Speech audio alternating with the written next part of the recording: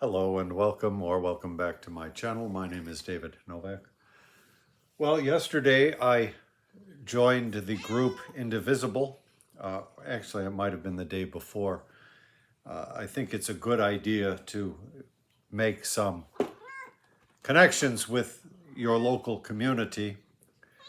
And I listened every week. The group Indivisible does a phone call in which they discuss the past week and the week to come. They were discussing what was accomplished in the No Kings protest and then what should be the plans moving forward, because that protest was not ever considered an end in itself.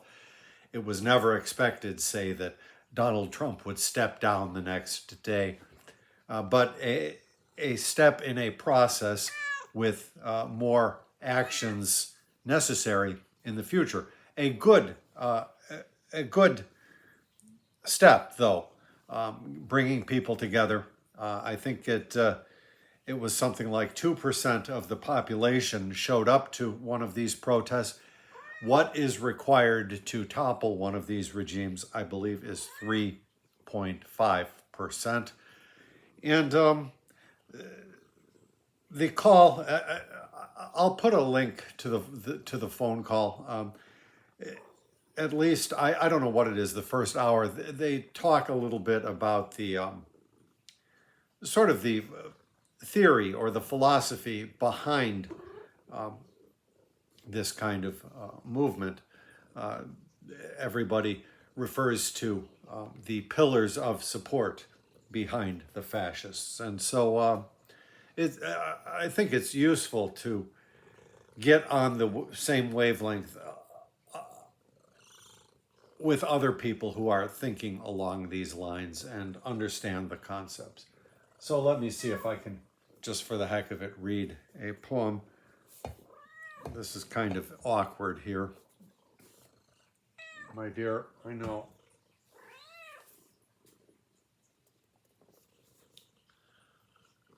This is very awkward. What shall I read? A super callous, fragile bigot. A super callous, fragile bigot. The words suited him well. And though folks tried to jerry-rig it, disaster was plain to tell. His followers were known as maggots, a festering moniker, and they were little more than braggarts, well practiced with the slur. He waived their pressure to act civil, permission granting in effect to spout out rude, fantastic drivel at targets most select. Persons disabled, so he told them, were well to denigrate, and with his ugly words consoled them that rudeness made them great. To put down persons on the margins of what he called the norm, bought them esteem at cut-rate bargains, he preached unto their swarm. Superbia to behold grew wondrous, loud they waxed arrogant, but their belligerence, proudly thunderous, supplied none of their want. When met with popular resistance, their bubble of esteem deflated, nor could hyped insistence resuscitate their dream.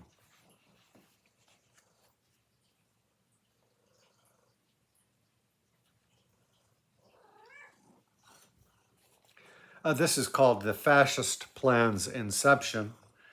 Military parades exist for purpose of domestic awe and not external eyes. The inclination first we saw when Father Bush could not resist staging them as victory's prize. George Herbert Walker Bush, the man who started up the fascist plan. People don't like to take it back that far, but the history's been going on a long time.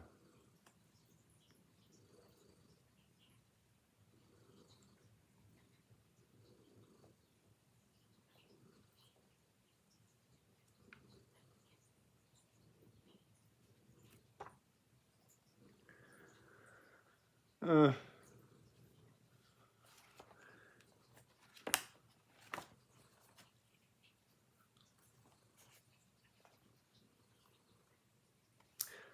we'll try this. This one was called Contemplating the MAGA Defeat.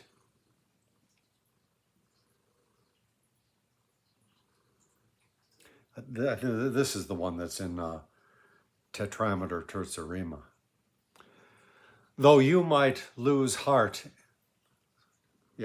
though you might lose heart in the struggle when your oppressors seem ascendant, remember, often no death's guggle follows defeat on it attendant, as though inevitable it's not. The future we defends resplendent, a field more vasty than their lot proposed for you, whom they label parasite class. With lies are shot the rich men's visions, who enable transgressive acts through bought PR.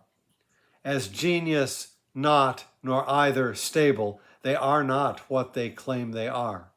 So keep two things in mind. First, these who would democracy debar are not incapabilities so strong as they would you believe. But second, come the day you seize your victory, offer no reprieve to any of the great cabal. For it would be to misconceive, to offer leniency at all to would-be despots who did try to hasten Constitution's fall. Pardon them not, but by and by let every member pay the piper for their communal villainy, and swifter when the moment's riper, rather than holding off till later. For each alone has been a viper, but all en masse they played the traitor. The sins of each belong to party, to which you may not dare to cater. So rather justice smartly, pursue with zeal, in spirit hearty. Well, that's enough, probably more than enough against fascism. Thanks for